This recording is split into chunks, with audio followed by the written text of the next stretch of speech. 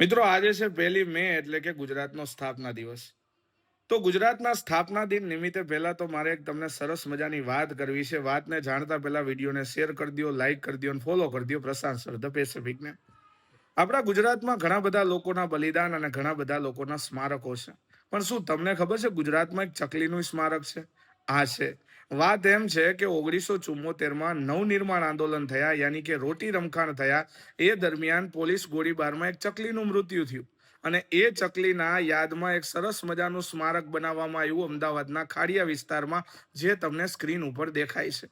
તો શું તમારા ગામમાં આવું કોઈ સ્મારક છે? હોય તો જરૂરથી કોમેન્ટ કરો અને ખાસ જણાવજો કે 1974માં નવનિર્માણ આંદોલન દરમિયાન ગુજરાતના મુખ્યમંત્રી કોણ હતા.